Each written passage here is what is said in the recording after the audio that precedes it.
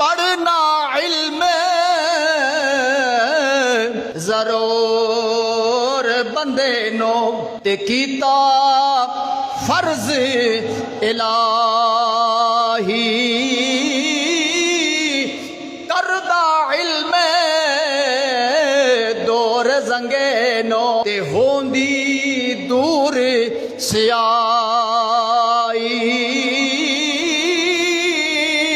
یعنی اندر جو نحوستیں ہوتی ہیں، جو خرابیاں ہوتی ہیں، جو اعتقادی بیماریاں ہوتی ہیں، ان بیماریوں کے خاتمے کے واسطے جو علاج ہے، جو دوا ہے، وہ علم نافع ہے، وہ علم دین ہے، وہ قرآن کا علم ہے، وہ نبی کے فرمان حدیث کا علم ہے، وہ فقہ کا علم ہے، وہ علم ہے جو مدینے کے تاجدار نے فرمایا ہے کہ تم علم حاصل کرو۔ وہ علم حاصل کرنے سے اللہ عزت عطا فرماتا ہے، شان عطا فرماتا ہے، شوکت عطا فرماتا ہے، مرتبہ عطا فرماتا ہے، اور اس مرتبے کو اگر،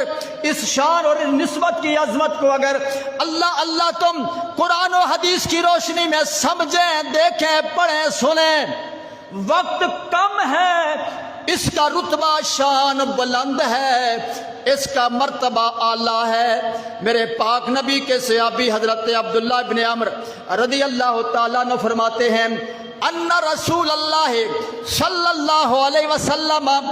مر بمجلسین فی مسجدہ، ایک دن اللہ مسجد نبوی شریف میں کملی والے کے غلاموں کی رونق لگی ہوئی ہے، سرکار کے صحابہ بیٹھے ہیں، دو گروہ ہیں، دو گوشے ہیں، ایک طرف اللہ کرنے والے بیٹھے ہیں،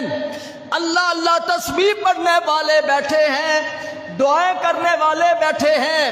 اور ایک طرف وہ بیٹھے ہیں کہ وہ کیا کرتے ہیں، کچھ ان میں پڑھ رہے ہیں اور کچھ پڑھا رہے ہیں۔ کیا مطلب؟ کچھ علم حاصل کر رہے ہیں، کچھ علم سکھا رہے ہیں، کچھ متعلم ہیں، کچھ معلم ہیں، کچھ طالب علم ہیں، کچھ عالم ہیں۔ اس طرف جناب اللہ کرنے والے بیٹھے ہیں، تسبیح پڑھنے والے بیٹھے ہیں، وہ بھی نیکوکار ہیں، وہ بھی اعلیٰ ہیں، وہ بھی اچھا کام کرنے والے ہیں، اور دوسری طرف علم سیکھنے والے ہیں، علم پڑھانے والے ہیں۔ میرے آقا صلی اللہ علیہ وسلم کا کیا صحابی فرماتا ہے کہ مر رسول اللہ صلی اللہ علیہ وسلم مر بمجلسین فی مسجد ہی، اپنی مسجد میں ان دونوں مجلسوں کے پاس سے مدینے کا تاجدار گزرا ہے، سرکار نے دونوں کو ملاحظہ فرمایا ہے، دونوں کو دیکھا ہے، تو میرے آقا نے ارشاد فرمایا فقال کلاہما علی الخیر، میرے آقا نے فرمایا یہ دونوں خیر پر ہیں، یہ دونوں بھلائی پر ہیں، دونوں نیک کام کر رہے ہیں۔ اور کملی والے آقا صلی اللہ علیہ وسلم نے وہ جو اللہ کر رہے ہیں، تسبیح پڑھ رہے ہیں، نیکیاں کر رہے ہیں، میرے آقا صلی اللہ علیہ وسلم نے ارشاد فرمایا یہ جو لوگ ہیں، یہ جو عمل کر رہے ہیں، تسبیح پڑھ رہے ہیں،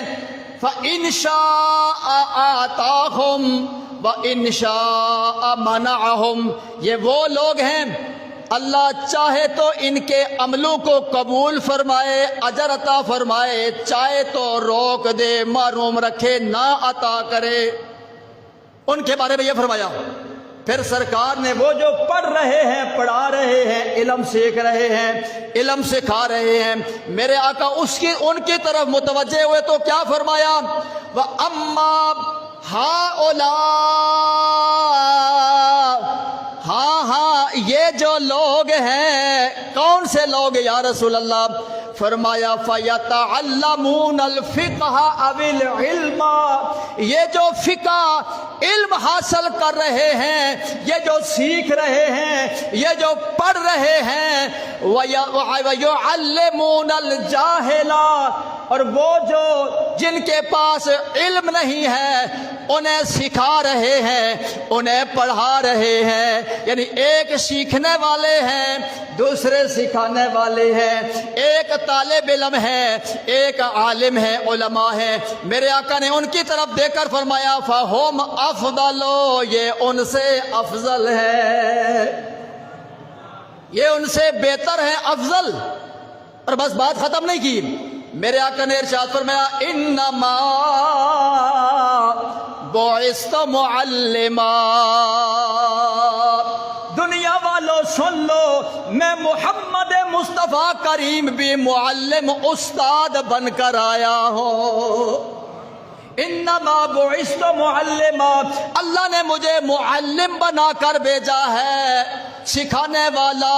تعلیم دینے والا بنا کر بھیجا ہے۔ پھر ثم جلس فیہم، پھر مدینے کا تاجدار، یہ جو پڑھنے پڑھانے والے تھے کملی والے، ان کے اندر بیٹھ گئے، سرکار ان میں رونق افروز ہو گئے۔ فرمایا وہ بھی اچھے ہیں،